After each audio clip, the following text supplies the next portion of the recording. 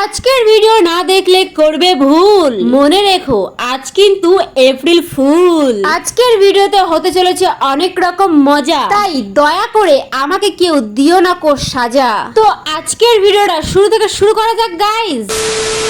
Hello viewers, আমার নাম সোনালি, আমি থাকি পানাগড়ে। এতদিনে তোমরা জেনেই গেছো যে যারা যারা আমার ডেলি ব্লগ দেখেছো বা দেখছো, আজকের দিনটা কিন্তু অন্য অন্য দিনের তুলনায় একদমই আলাদা হতে চলেছে। কারণ আজ যেহেতু এপ্রিলের 1 তারিখ, তাই আমার মাথার মধ্যে সকাল থেকে দুষ্টু বুদ্ধি ঘুরপাক খাচ্ছে গাইস। সকালবেলা যখন থেকে ঘুম থেকে উঠেছি তখন থেকে ভেবেই যাচ্ছি যে কাকে কাকে আজকে এপ্রিল ফুল বানানো যায় আর কিভাবে এপ্রিল ফুল বানানো যায় সেটাই ভাবছিলাম সকাল থেকে। আর সকাল থেকে এত ভেবেছি যে আমি কোনো কাজই করিনি সকালবেলাতে। আর তার জন্য কিন্তু আমি আমার দিদির কাছে অনেক বকুনিও খেয়ে নিয়েছি। কি করবো গাইস, কষ্টের জীবন। কাজ না করলে কথা তো শুনতেই হবে, সেটা বা দিদির কাছেই হোক বা শ্বশুর বাড়িতে। ঠিক বললাম তো? যাই হোক, অনেকক্ষণ ধরে তোমাদের সাথে ভাট বকছি, তোমরা কেউ বিরক্ত হচ্ছ না তো? বিরক্ত হলেও কিছু করার নেই গাইস, তোমরা একটু সহ্য করে নিও আমার এই ভাট বকা। যাই হোক, আজ যেহেতু এপ্রিলের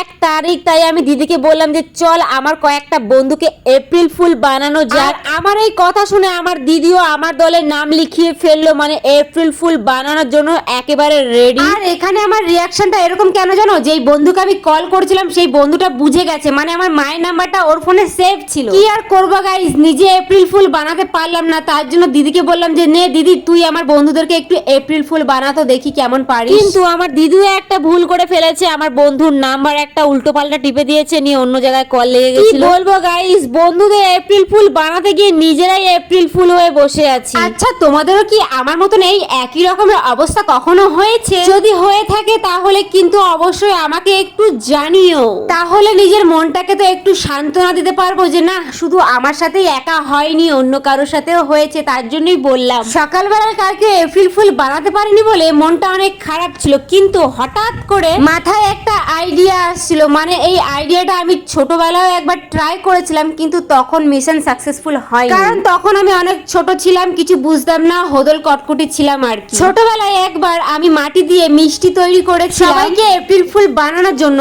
কিন্তু সবাই বুঝে গেছিল, কারণ ওই যে বললাম হোদল কটকটি ছিলাম আর কি। ছোটবেলায় আইডিয়াটা কাজ করেনি তো কি হয়েছে, এখন ঠিকই কাজ করবে, তোমরা কি বলো?